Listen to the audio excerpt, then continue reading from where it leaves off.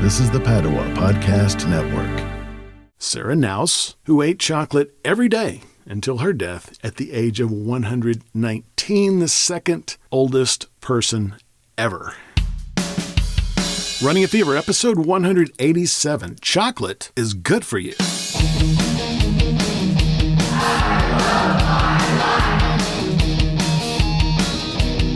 Welcome to Running a Fever. I'm Michael Davis. Do you love your life enough to make it last as long as possible, like those people that screamed out loving their life at the beginning of the show?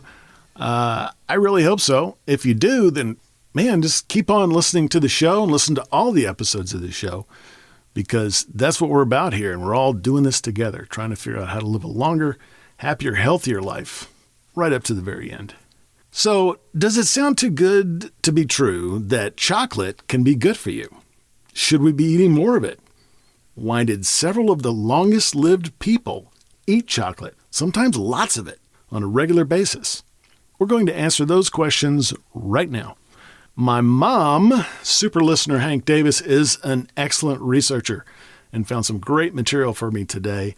How can you be a super listener like Hank? All you have to do is engage. I love to hear from listeners, and I would love for you to be an active and interactive part of the show.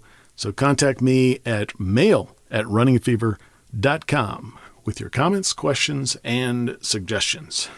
So back to chocolate. Yes, chocolate has health benefits.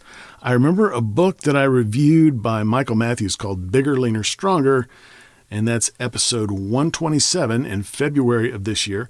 And that was a video episode you can find on southernbooktube.com. In the book, he suggests putting a little chocolate into your day as a treat, if you like chocolate. We also know that several of our super centenarians ate chocolate on a regular basis, especially Sarah Naus, that was episode 169, who ate chocolate every day until her death at the age of 119, the second oldest person ever. But in addition to providing the psychological boost of having a treat, chocolate has some beneficial nutritional qualities. An article on chowwowchocolatier.com, I have that in the show notes, calls dark chocolate a superfood. Dark chocolate in particular is high in a substance known as flavonoids, which are antioxidants. Having plentiful antioxidants in your body is like rust-proofing your car. It makes your body last longer and prevents deterioration. Rich in nutrients. The main ingredient in chocolate is cocoa from the cocoa bean, which comes from the cacao plant. Dark chocolate has more cocoa than milk chocolate. Cocoa contains essential nutrients like iron, copper, magnesium, zinc, and phosphorus. Dark chocolate also has less fat and sugar than milk chocolate and contains no dairy products at all. So if you have a problem with dairy products, if you eat dark chocolate, not milk chocolate, you're not getting any dairy. So you can still have chocolate if you have a problem with dairy. It reduces the risk of cancer. Yes, phytochemicals contained in dark chocolate also have antioxidant qualities that are particularly applicable to prevention of cancer. And brain chemicals like the endorphins and serotonin, and we have plenty of material on brain chemicals. See episodes 139, 150, and 152. I did 5 episodes on brain chemicals, but endorphins and serotonin particularly appear in those 3 episodes. We'll have links in the show notes, which can improve the mood of cancer patients. Both of those chemicals. I think that is really important. Depression is one of the most common complications of chronic illness, and chocolate can help you not be depressed. How about that? Dark chocolate reduces the risk of heart disease and lowers blood pressure.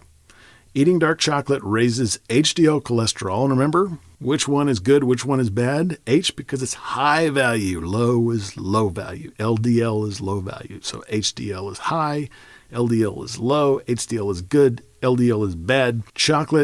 Dark chocolate raises HDL cholesterol and protects LDL from oxidation, and high oxidized LDL cholesterol is a contributing factor to heart disease.